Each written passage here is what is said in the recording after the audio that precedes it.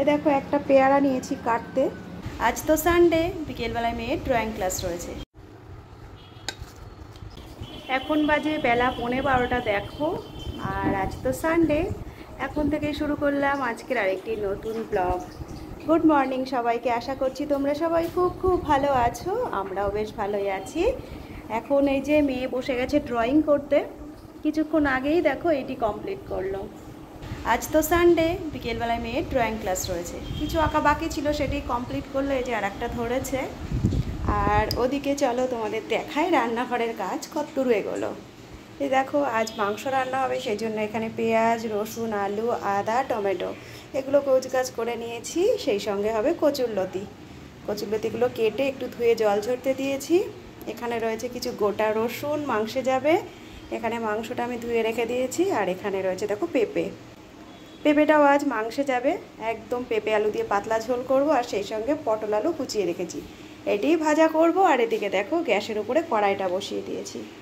চলো এখন থেকেই তো শুরু করলাম আজকের আরেকটি নতুন ব্লগ।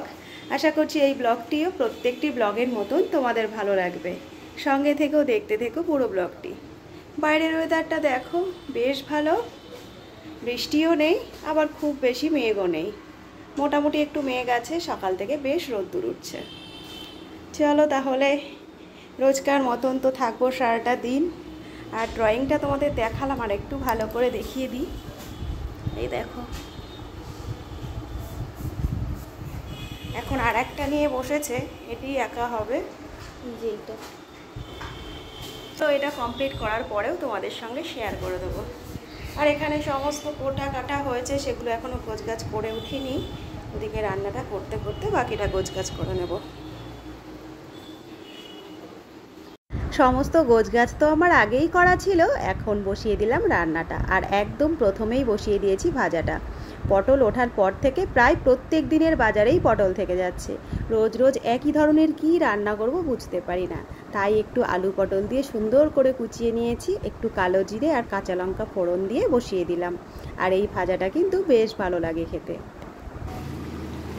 এদিকে দেখো চিকেনটা আমি বসিয়ে দিয়েছি, আর যা যা রান্না করব সেগুলো আমি আগেই করে নিয়েছি। একদম সব শেষে বসিয়েছি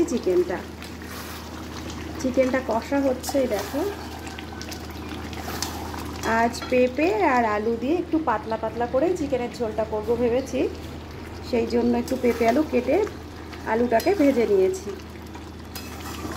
আর এদিকে চিকেনটা কষা হচ্ছে, ওইদিকে মেয়ে তো এখনও সেই ড্রয়িং করছে।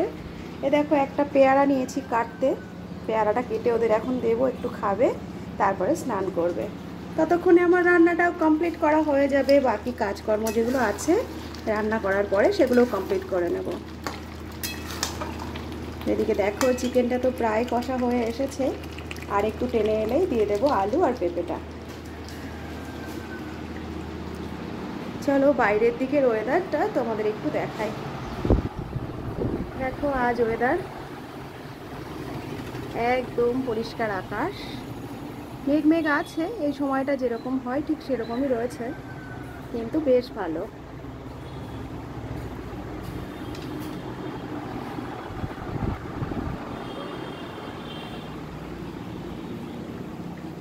বাকি রান্নাগুলো আমার সব কমপ্লিট করা হয়ে গেছে, সব শেষে বসিয়ে দিয়েছি মাংসটা। মধ্যে জানো তো মাংস খাওয়া আমাদের একদমই প্রায় বন্ধ হওয়ার মতোই হয়েছিল। অনেক দিন পর পর একদিন মাংস আনা হতো, প্রায় 1 মাসও হয়ে যেত, 1.5 মাসও হয়ে যেত, আবার কখনো 2 মাসও হতো।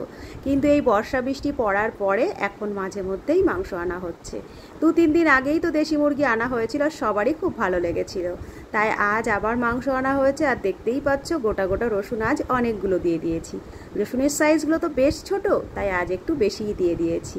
আর একদম লাল লাল করে রান্নাটা সেরে নিয়েছি। আজকে কি কি রান্না হচ্ছে চলো তোমাদের দেখাই।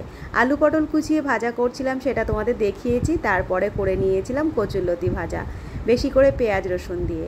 আর এই দেখো এখানে রয়েছে একদম লাল লাল চিকেনের ঝোল, আলু আর পেঁপে দিয়ে একদম পাতলা করে ঝোল রান্না করে নিয়েছি, আর সেই সঙ্গে এই ভাজাভুজি। আজকের রান্না এতটুকুই। আর এই যে সব শেষে বসিয়ে দিয়েছি ভাতটা একদম গরম গরম নামাবো, আর গরম গরম সবাইকে খেতে দেবো। সমস্ত কাজ কমপ্লিট করে স্নান করে নিয়েছি, আর এখন হয়েছে প্রচণ্ড পরিমাণ মেঘলা। প্রত্যেক দিন একই হচ্ছে, সকাল থেকে রোদ্দুর উঠছে। আর ভাবছি যেন আজকে সারাটা দিন খুব ভালো যাবে, তারপরে কাজ করতে করতে যেই একটু বেলা গড়াচ্ছে, বিকেল হওয়ার অপেক্ষা থাকছে না, একদম দুপুরবেলায় খাওয়ার টাইম এখন। আর দেখো বাইরে কি পরিমাণ মেঘ করেছে, এই দেখো পুরো অন্ধকার হয়ে রয়েছে। আর আমি ঘরে লাইট জ্বালিয়েছি, চলো তোমাদের দেখাই লাইট অফ করলে ঘরের কি অবস্থা হয়। তাই দেখো বাইরেটাই এবার দেখো কি পরিমাণ মেঘ করেছে। তো এখন তো দুপুরবেলায় খাওয়া দাওয়ার টাইম হয়েছে, বাড়ির লোক গেছে ওপরে পুজো করবে, তারপরে আসবে, তারপরে আমরা দুপুরবেলা খাওয়া দাওয়া করব। তো আজকে কি কি রান্না করেছি সবটা মোটামুটি তোমাদের ওইবেলা দেখিয়ে দিয়েছি। এখন কেমন হলো রান্নার পরে দেখতে চলো তোমাদের দেখাই, তারপরে দুপুরবেলায় লাঞ্চ করব। ঘরের মধ্যেই তো আমরা খাওয়া দাওয়া করি, ঘরের মধ্যে সমস্তটা নিয়ে চলে এসেছি, চলো দেখাই। রোজকার মতন বসে পড়লাম। আজ যদিও লাঞ্চের মেনুগুলো তোমাদের আমি আগেই দেখিয়ে দিয়েছি, তবু ওই যে অভ্যেস খেতে বসে একবার করে তোমাদের প্রত্যেক দিন দেখিয়ে দেয়া, সেই জন্য খেতে বসে একবার তোমাদের দেখিয়ে দিচ্ছি।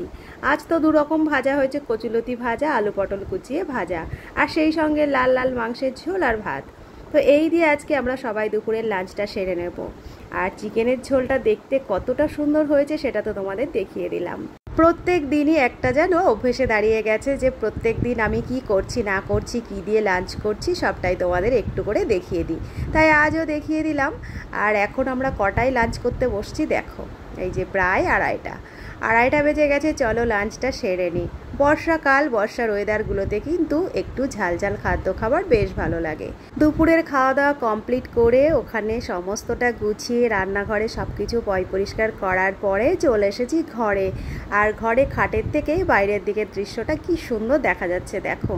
বাইরের দিকটা তো এখন পুরো অন্ধকার করে এসেছে, যদিও আমরা খেতে বসার আগে একবার বাইরের দিকটা তোমাদের দেখিয়েছিলাম, সেরকমটাই এখনও রয়েছে।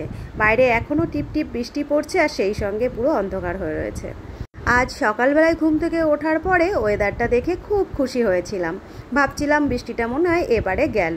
তো দেখো বিকেল গড়াতেই চারিদিকের কি অবস্থা, ঘরের ভেতর তো লাইট না জ্বালালে কিছুই দেখার উপায় নেই। এই দেখো তোমাদের সঙ্গে তো কেবলই গল্প করছিলাম, গল্প করতে করতে আবার জোরে বৃষ্টি নেমে গেল।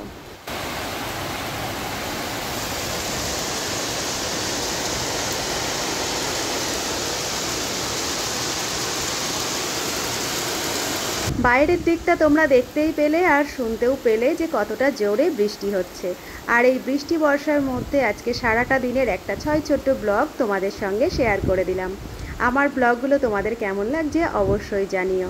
রোজই তোমাদের সঙ্গে শেয়ার করি নিজের জীবনেরই কিছু ছোট্ট গল্প। দেখো সন্ধ্যাবেলায় তোমাদের দাদা নিয়ে এসেছে সিঙ্গাড়া আর চপ, একটু মুড়ি মাখিয়ে নিলাম। আর এখানেই শেষ করলাম আজকের ব্লগটিও। সবাই খুব ভালো থেকো, সুস্থ থেকো।